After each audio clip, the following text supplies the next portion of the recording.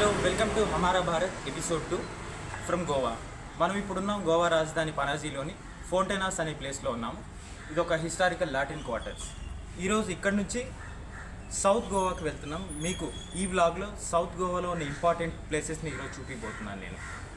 South Goa వచ్చేసి almost 70 kilometres అవుతుంది. అందుకోసం అనేసి మార్నింగ్ 7:30కే ఈరోజు మేము బయలుదేరాం.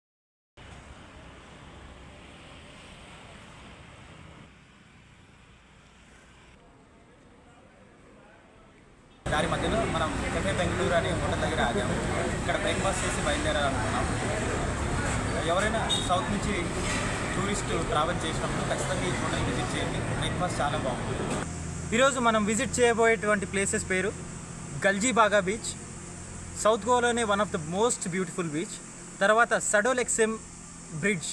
ఇది కొలోనియల్ స్టైల్ పోర్చుగీస్ వాళ్ళ టైంలో బిల్డ్ చేసిన బ్రిడ్జ్. తాల్పోనా రివర్ మీద ఉంటుంది. ఆ బ్రిడ్జ్ దగ్గర కూడా వెళ్తున్నాం మనము. తర్వాత పాలెలిం బీచ్. ఇది అర్ధచంద్రాకారపు ఆకారంలో ఉంటుంది ఈ బీచ్. వాటర్ స్పోర్ట్స్కి అండ్ బోటింగ్కి చాలా ఇంపార్టెంట్ బీచ్ ఇది. తర్వాత మనం గోవాలోనే కాకుండా వెస్ట్రన్ ఘాట్స్లోకి ఇంపార్టెంట్ ప్లేస్ అయిన కాబో దే రామా ప్లేస్ దగ్గరికి వెళ్తాం. ఇక్కడ నుంచి సన్సెట్ వచ్చేసి లైఫ్ టైం మెమొరబుల్ ఉంటుంది. అది కవర్ చేసుకున్న తర్వాత మనం రీసెంట్గా ఓపెన్ చేసిన బిర్లా మందిర్ దగ్గరికి వెళ్తాం.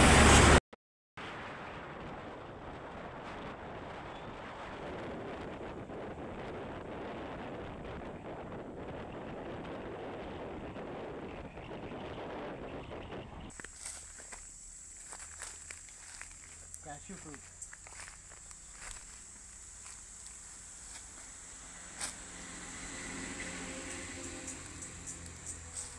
మనం పనాజీ నుంచి గల్జీబాగా బీచ్కి ట్రావెల్ చేస్తున్నప్పుడు రోడ్డు మధ్యలో ఒక చోట ఆగాము. సో గోవా వచ్చేసి క్యాష్యూస్కి చాలా ఫేమస్.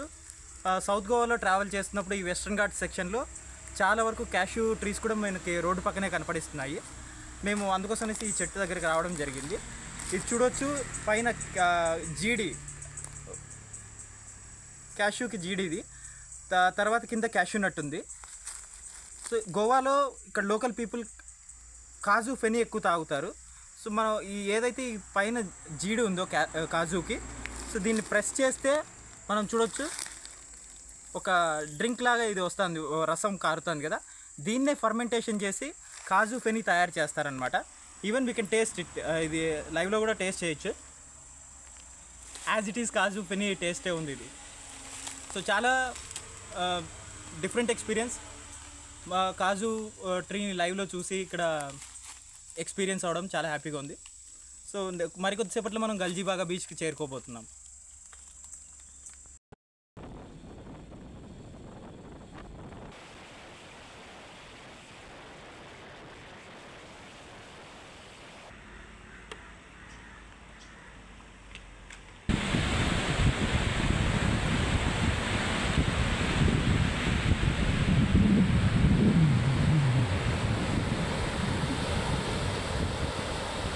మన ప్రోగ్రాంలో మొదటి బీచ్ గల్జీబాగా దగ్గరికి వచ్చాం మనం. గల్జీబాగా బీచ్ మీరు చూడొచ్చు. వాటర్ చాలా క్లియర్గా ఉంటుంది అండ్ శాండ్ కూడా క్లియర్గా ఉంటుంది. అన్డిస్టర్బ్డ్ బీచ్ టోటల్గా ఇది. సో గల్జీబాగా బీచ్ మేజర్గా సముద్రపు తాబేళ్ళకి వాటి పునరుత్పాదన కోసం ఇక్కడికి గుడ్లు పెట్టడానికి వస్తాయి. కాబట్టి గవర్నమెంట్ ఈ బీచ్లో కమర్షియల్ యాక్టివిటీస్ టోటల్గా బ్యాన్ చేసిందనమాట. అందుకోసం అనేసి ఈ బీచ్ అన్డిస్టర్బ్డ్గా ఉంటుంది.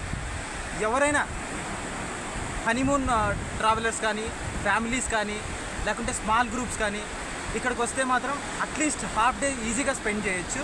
వాటర్ ఎంత క్లియర్గా ఉంటుందంటే మీరు నిజంగానే ఇంత క్లీనెస్ట్ బీచ్ మనకి ఇండియాలో ఉంది అన్నట్టుగా అనిపిస్తుంది. తర్వాత వెనక వైపు చూడొచ్చు ఆ చెట్లు. ఎండాకాలంలో కూడా ఇక్కడ ఈజీగా స్పెండ్ చేసేలాగా మనకు అక్కడ ట్రీ ప్లాంటేషన్ ఉంది. ఏమాత్రం ఇబ్బంది ఉండదు ఎండ వల్ల కూడా. అండ్ ఒకవేళ కావలిస్తే షాక్స్, బీచ్ షాక్స్ కూడా ఇక్కడ అవైలబుల్ ఉన్నాయి. ఫుడ్ కానీ లేకుంటే డ్రింక్స్ కానీ కూడా ఇక్కడ అవైలబుల్ ఉంటుంది. గల్జీబాగా అనే రివర్ వెస్ట్రన్ ఘాట్స్ నుంచి వచ్చి ఇక్కడ సముద్రంలో కలుస్తుంది. అందుకోసం అనేసి ఈ బీచ్ని గల్జీబాగా బీచ్ అనేసి అంటారు. మనం చూడొచ్చు ఈ స్టోన్స్ ఓన్లీ వెస్ట్రన్ ఘాట్స్లో మాత్రమే కనపడిచే స్టోన్ వెరైటీ ఇది. ఇప్పటికీ ఇక్కడ గవ్వలు షెల్స్ మొత్తం ఈ స్టోన్ మీద పేరుకుపోయి ఉన్నాయి. ఎండ్రకాయలు, సో క్రాబ్స్ కూడా ఇక్కడ స్టిల్ మనం వాటి మూమెంట్ చూడొచ్చు.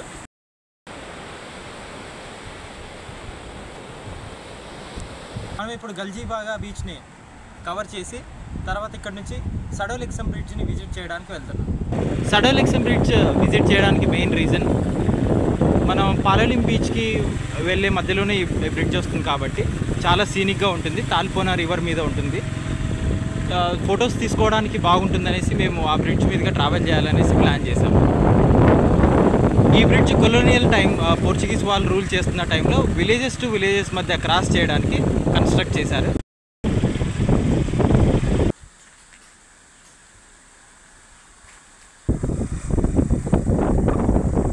చాలా సాటిస్ఫాక్టరీగా ఉంది బ్రిడ్జ్ మీదకి రావడం. చాలా చిన్న bridge, village to village connect చేయడానికి అప్పట్లో పోర్చుగీస్ వాళ్ళు కన్స్ట్రక్ట్ చేశారు. బట్ స్టిల్ ఇంకా స్ట్రాంగ్గా ఉంది, చాలా స్ట్రాంగ్గా ఉంది బ్రిడ్జ్. ఎవరికైతే ఫొటోస్ మీద ఎంతసియాజం ఉంటుందో వాళ్ళు ఇంకా ఎంజాయ్ చేస్తారు ఈ బ్రిడ్జ్ మీద, ఈజీగా స్పెండ్ చేయొచ్చు. సో మీరు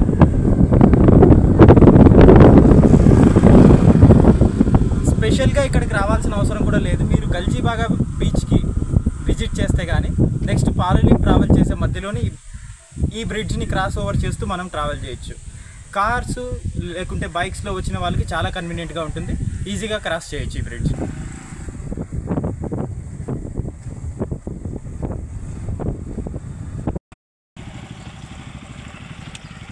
బీచ్ దగ్గర మీ 2 వీలర్ పార్క్ చేస్తే 50 రూపీస్ పే చేయాల్సి ఉంటుంది. అదే కార్ తీసుకుని వస్తే 160 రూపీస్ పే చేయాల్సి ఉంటుంది. అండ్ కంజెస్టెడ్గా కూడా ఉంటుంది. అందుకోసమనేసి మేము ఒక 500 మీటర్స్ దూరంలో ఉన్న పార్కింగ్లో మా వెహికల్ని పార్క్ చేసి అక్కడి నుంచి బై వాక్ వెళ్తున్నాం అనమాట. లంచ్ చేసేసి తర్వాత పాలోలిం బీచ్లో వాటర్ స్పోర్ట్ యాక్టివిటీస్ని మేము ప్రారంభిస్తాం.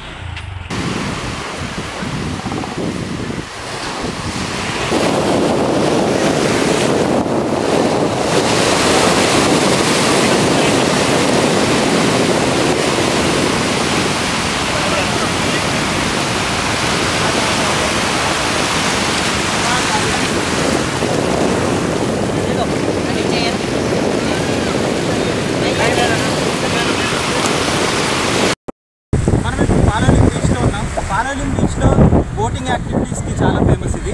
ఇప్పుడు మనం honeymoon beach and monkey island అనే 2 ఐలాండ్స్కి వెళ్ళడానికి ఇక్కడ బోటింగ్ దగ్గర రెడీగా ఉన్నాం.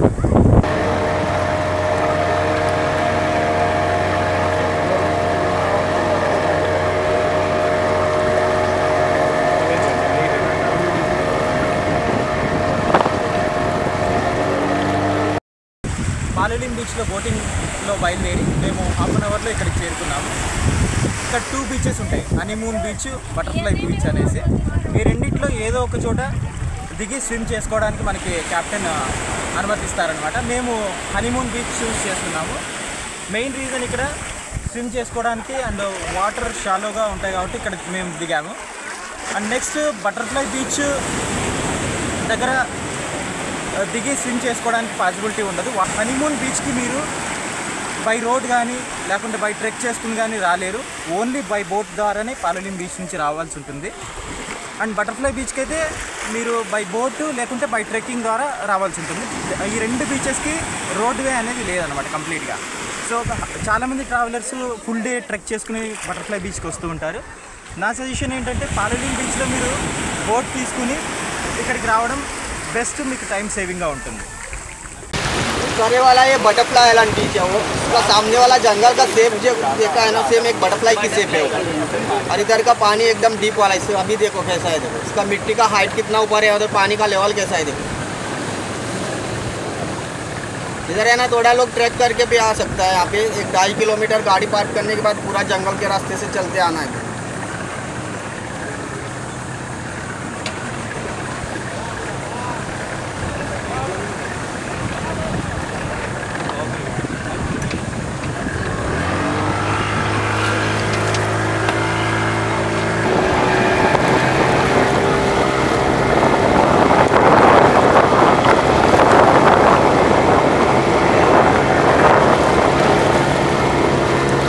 చాలా బాగా ఎంజాయ్ చేసాం పాలోలిం బీచ్లో.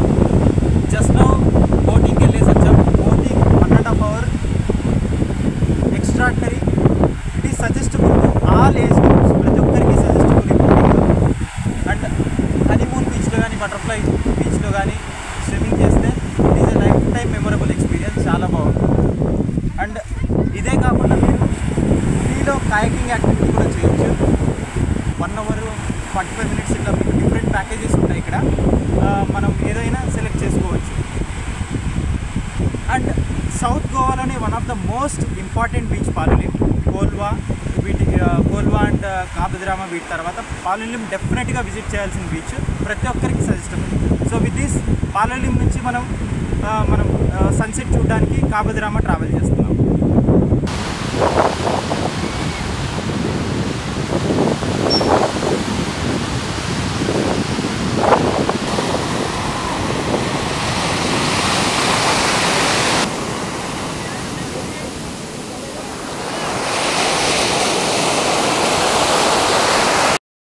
ఈరోజు మన ప్రోగ్రాంలో చివరి బీచ్ అయినటువంటి కాబోదిరామలో మనం ఉన్నాం. కాబోదిరామ లాస్ట్లో పెట్టడానికి మెయిన్ కారణం వచ్చేసి సన్సెట్ ఇక్కడ కాబోదిరామలో చాలా బాగుంటుంది. ఈ వెస్టర్న్ ఘాట్ సెక్షన్లో మొత్తం కేరళ నుంచి మహారాష్ట్ర దాకా ఉన్న అన్ని డెస్టినేషన్లోకి కాబోదిరామ ద బెస్ట్ ప్లేస్ సన్సెట్ కోసం. మీరు సౌత్ గోవా విజిట్ చేసినప్పుడు కాబోదిరామ వచ్చేసి మ్యాండేటరీగా సాయంత్రం 4 గంటల తర్వాత మాత్రమే పెట్టుకోండి. 4 గంటల తర్వాత వచ్చినప్పుడు మీకు ఈవినింగ్ సన్సెట్ టైం దాకా ఇక్కడ మీరు స్పెండ్ చేయొచ్చు. సన్సెట్తో పాటుగా మీ ఇక్కడ బీచ్ చూడొచ్చు, ఎంతో చాలా క్లియర్గా వాటర్ అండ్ శాండ్ కూడా చాలా క్లియర్గా ఉంటుంది. అట్ ద సేమ్ టైం మీకు పైన వ్యూ పాయింట్ కాబోదిరామలో మెయిన్ అట్రాక్షన్. ఇక్కడ ఒక హిల్ ఎండ్ అయిపోతుంది. ఇక్కడ పైన నుంచి కూడా సన్సెట్ మీరు చూడవచ్చు. ఈ బీచ్ పర్టికులర్గా ఫోటోషూట్స్కి అండ్ ఆల్ కైండ్స్ ఆఫ్ ట్రావెలర్స్కి బెస్ట్ సూటబుల్.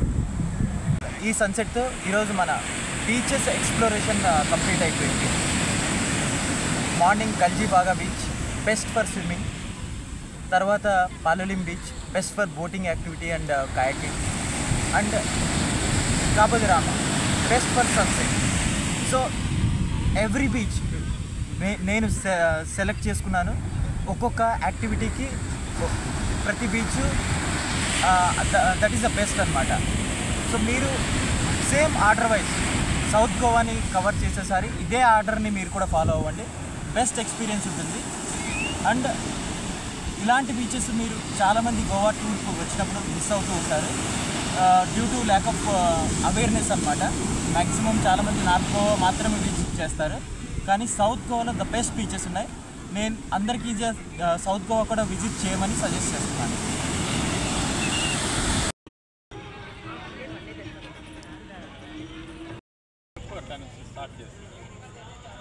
ఇప్పుడు మనం దబోలింలో ఉన్నటువంటి బిర్లా మందిర్కి వచ్చాము. బిర్లా బిట్స్ పిలాని యూనివర్సిటీలో క్యాంపస్లోనే ఉంటుంది ఈ టెంపుల్. 2023లో ఓపెన్ చేశారు ఈ టెంపుల్ని. నైట్ టైం ఇల్యూమినేషన్ చాలా అట్రాక్టివ్గా ఉంటుంది. ఈ టెంపుల్ వచ్చేసి రాధాకృష్ణ మందిర్.